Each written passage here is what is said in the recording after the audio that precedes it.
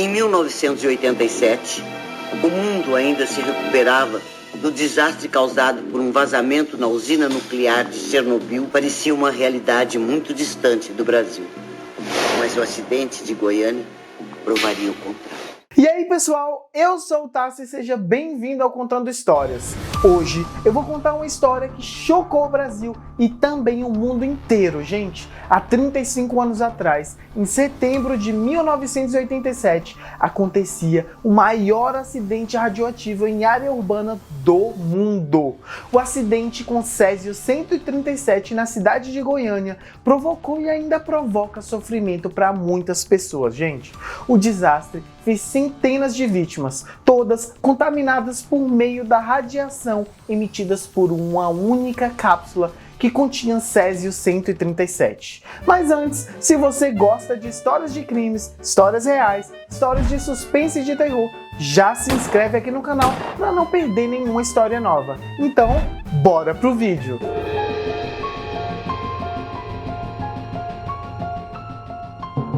No dia 13 de setembro de 1987, os catadores de recicláveis Roberto Santos e Wagner Mota Pereira, ao vasculharem as antigas instalações do Instituto Goiano de Radioterapia, no centro de Goiânia, à procura de algo de valor que poderia ser vendido para reciclagem ou para os ferros velhos da cidade, os homens depararam-se com um aparelho de radioterapia abandonado e tiveram a infeliz ideia de remover a máquina com a ajuda de um carrinho de mão. Eles mudaram a sede da clínica e deixaram na clínica anterior uma bomba de Césio 137, um aparelho que era usado em radioterapia.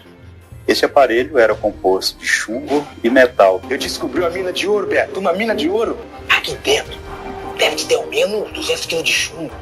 Ai, dá pra arrumar um dinheirão, ó. Leigos no assunto não tinham a menor noção do que era aquela máquina e o que havia realmente em seu interior.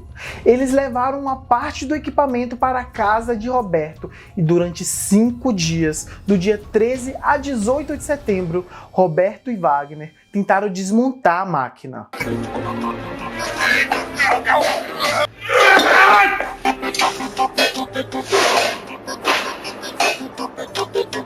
Depois de várias tentativas, eles conseguiram romper o lacre. O que tenta ser isso? Sei lá. Depois de alguns dias, os primeiros sintomas começaram a surgir. Aí o Wagner pegou e começou a sentir o sintoma da peça. Começou a passar mal, começou diarreia, fraqueza, depois fui eu. O cabelo começou a cair, meu olho começou a fechar. Depois desses 5 dias, eles venderam a peça para Devaí Alves Ferreira, um dono de um ferro velho da cidade. Confere 500. Eu. Os funcionários de Devaí logo começaram o trabalho e com muito esforço, gente, conseguiram desmontar a máquina. E assim, expôs ao ambiente 19,26 gramas de cloreto de Césio 137. Um pó branco parecido com sal de cozinha, que no escuro brilhava com uma coloração azul. Aqui, ó. Conseguimos desmontar esse pedaço aqui. Pessoal, o Devaí Alves se encantou com o brilho azul do Césio 137, mais conhecido como o pó da morte. Ai, o que eu tô vendo? Ele tinha uma frase, deixou uma frase, eu me apaixonei pelo brilho da morte. Ele, encantado, resolveu levar para casa e exibir o achado à sua esposa e posteriormente a outros familiares e amigos. Nossa, Gabi, que trem lindo. Virgem Nossa Senhora do Céu. E eu vou pegar uma pedrinha dessa e fazer um anel pra você. Deixa de ser bobo, meu bem. Aposto que nenhuma mulher no mundo tem um anel mais bonito que o seu. Todos acreditavam estar diante de algo sobrenatural e encantador. Gente, alguns até levaram amostras para casa. O brilho vira atração na casa de Devaí. A mulher dele, Maria Gabriela, apresenta a novidade para a amiga Santana. Que coisa mais linda! Posso pegar? Claro, pega. Depois de alguns dias de exibição do Césio 137 e a fama do pozinho brilhante se espalhando pela cidade, o irmão de Devaí, Oderson Alves Ferreira, foi visitar o irmão e ver de perto aquilo que estava encantando toda a vizinhança. Eu tive a curiosidade de ver, coloquei um fragmento na palma da mão, fiz esse movimento, e com esse movimento, quando aquilo dissolveu, virou pó, eu disse, mano, isso aqui não tem interesse, não presta pra nada, porque não tem consistência. Devaí Alves estava completamente obcecado pelo pó fluorescente, gente. Para onde ele ia, ele levava com ele o seu mais novo achado. Assim, a área de risco foi rapidamente aumentando. E você nunca separa desse troço aí não, velho? Eu não. Tá comigo o dia inteiro. É a minha pedra preciosa. De manhã ele levava para o depósito, à tarde trazia aquilo de volta para dentro de casa. Ele sentia muita falta daquele material. Outro grande disseminador foi Oderson Alves, o irmão, do Devaí. Ele era motorista de ônibus e transportava em média 1.000 pessoas, se tornando assim uma grande fonte radioativa. Na manhã seguinte, Oderson vai trabalhar. Ali, ao perigo, ele contamina centenas de pessoas. No dia seguinte, outro irmão visita Devaí, Ivo Alves. Ele fica impressionado com a luz azul que o pó da morte incendiava. Eu preciso mostrar isso pras crianças. Posso levar um pouquinho? Uai, por que não? Pega um envelope pra você. Se não, leva na caixinha de fósforo.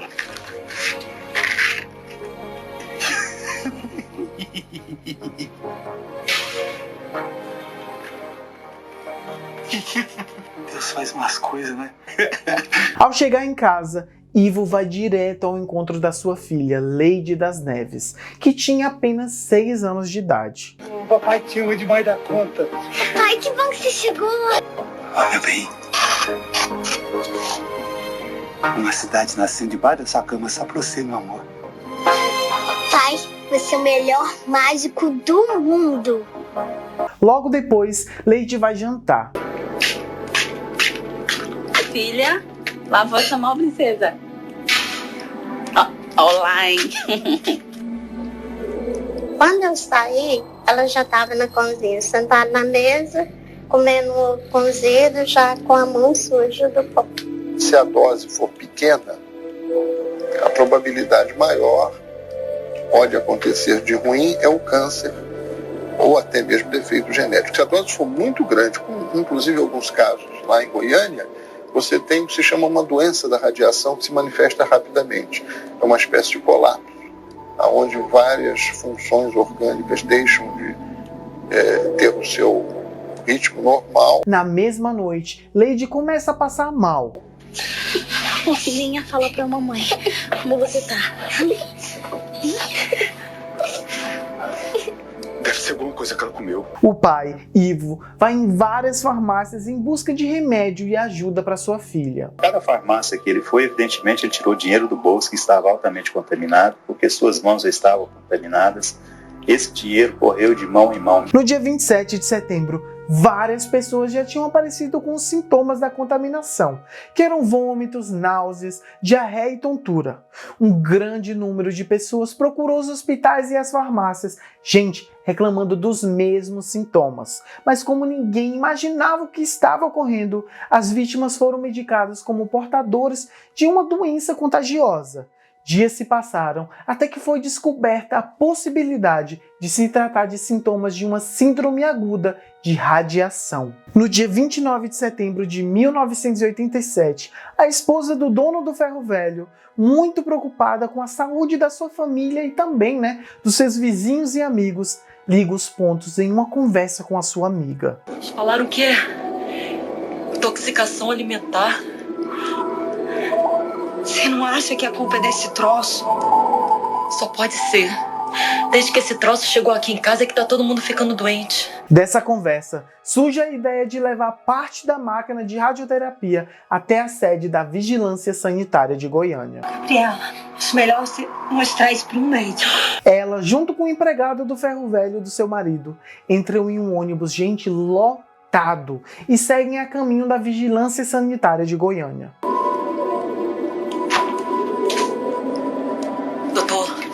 Isso tá matando nós lá em casa, doutor. Como assim? Desde que essa desgreta aí chegou lá em casa, tá todo mundo ficando doente. Como ali não tinha nenhum aparelho capaz de acusar radiação, aquela peça radioativa ficou ali exposta e vários funcionários da vigilância sanitária tiveram a curiosidade de ver e tocar naquele pedaço de metal que mais se parecia com algo, gente, extraterrestre. E claro, todos se infectaram. Desconfiados de que aquela peça tinha algum elemento radioativo, os médicos solicitaram a presença de um físico nuclear para avaliar o acidente. Foi então que o físico Walter Mendes foi chamado e a CINEM, Comissão Nacional Nuclear, também foi notificada. Eu sou o Walter Mendes, eu sou da Secretaria. Com o medidor de radioatividade, o físico Walter Mendes procura a família de Devair. Essa menina é a... É a Leide, minha filha. Ela tá meio doentadinha. Ah, ela tá doentinha? Ô, Leide, olha só quem chegou, minha filha. Vem ver. Mãe. Diante da menina Leide, o medidor de radioatividade dispara. Preocupado com o alto índice de contaminação da menina, o físico retornou ao serviço de vigilância sanitária e deu alarme. O ocorrido foi informado ao chefe do Departamento de Instalações Nucleares, José Júlio Rosenthal, que se dirigiu no mesmo dia para Goiânia. No dia seguinte, a equipe foi reforçada pela presença do médico Alexandre Rodrigues de Oliveira, da Nuclebras, atualmente Indústrias Nucleares do Brasil, e do médico Carlos Brandão, da CINEM. Depois de analisarem a situação, foi decretada uma operação de emergência. O que houve, na verdade, foi uma operação de guerra. De madrugada, as vítimas são retiradas de suas casas. A situação nos primeiros dias era extremamente complexa. Se não fosse a Defesa Civil, que ainda era organizada, a Polícia Militar, que era organizada, e os bombeiros, que ainda eram organizados, o resto estava uma grande confusão. Nesse momento, a Secretaria de Saúde do Estado começou a realizar a primeira triagem dos suspeitos de contaminação no Estádio Olímpico de Goiânia. Mãe, cadê você?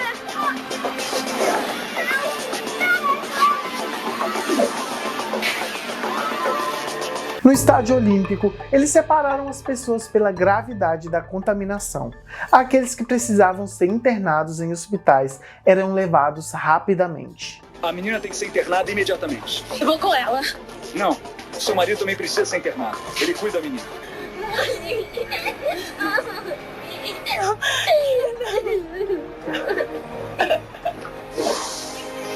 Aí foi o último contato nosso, foi esse. Deu um abraço nela.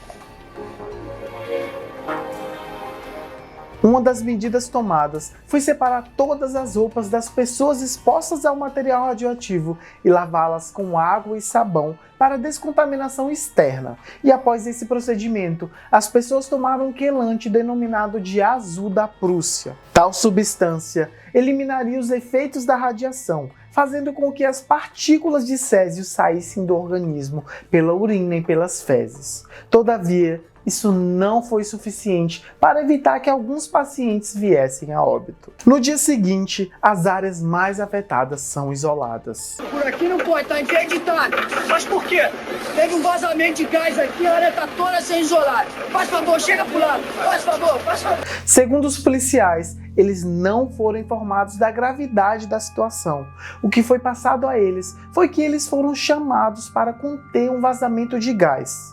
Assim, foram completamente expostos à radiação, pois trabalharam nas áreas mais afetadas sem o devido equipamento de proteção. Esse pessoal que nos mandou, realmente eles sabiam que se tratava de uma coisa gravíssima. Confusos e assustados, os moradores de Goiânia formaram filas em frente ao estádio.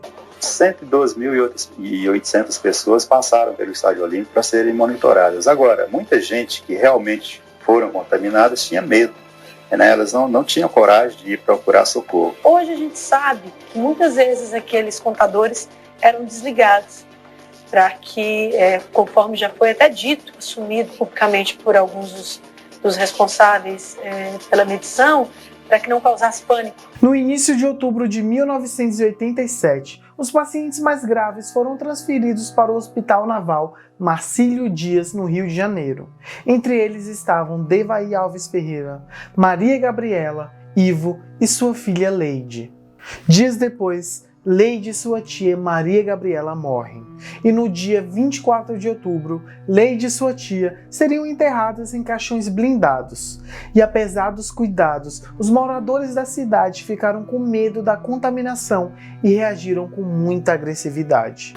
Eles gritavam, pedia que não era para enterrar ali, jogando pedra, pedaço de meio-fio, pedaço de cruz, tudo que eles achavam, eles iam jogando. A mãe de Leide, Lourdes das Neves, comparece ao enterro da filha, acompanhada da mulher do governador.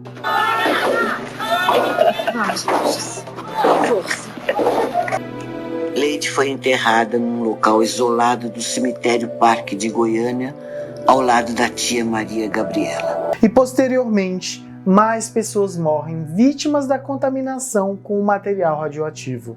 Dias depois, Israel e Adilson, 2 empregados do Ferro Velho de Devair, morreram e foram enterrados no mesmo lugar. Meses depois da morte da sua filha, Ivo recebe alta do hospital e se reencontra com a sua família. Tô sem fome. Então você podia apenas apagar esse cigarro?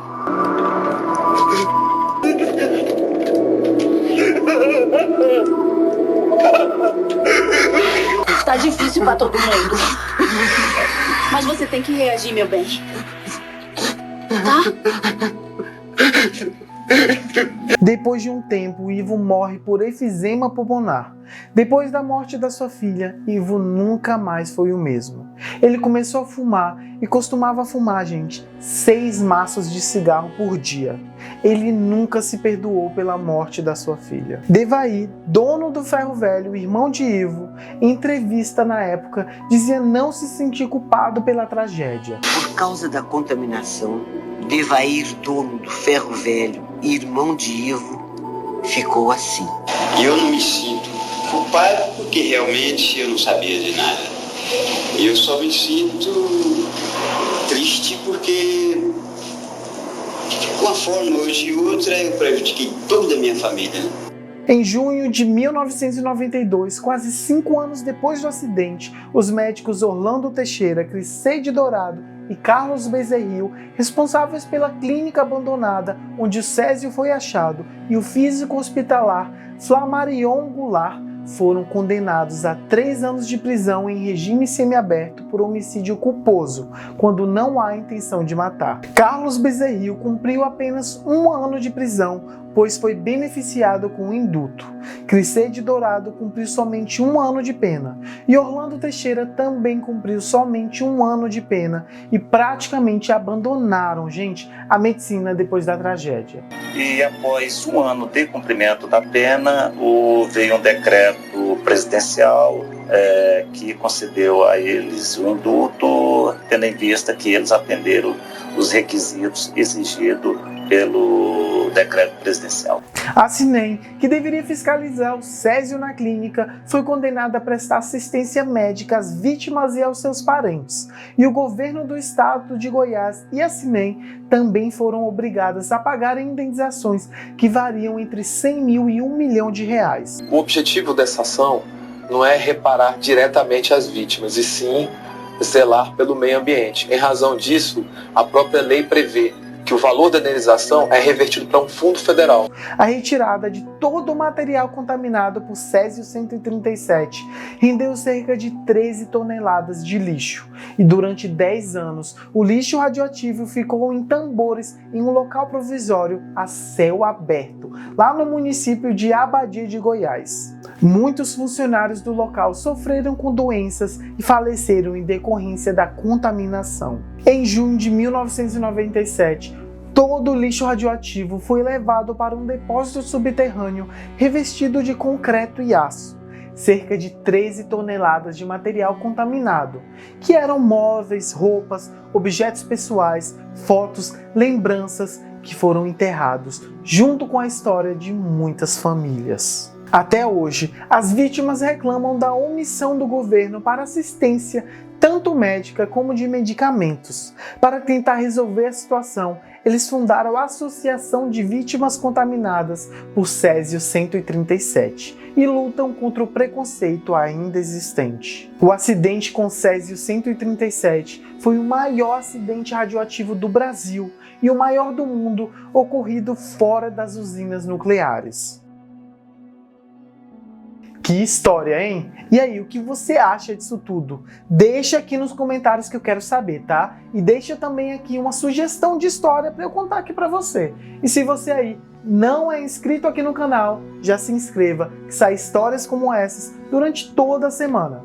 É isso, pessoal. Até a próxima história e tchau!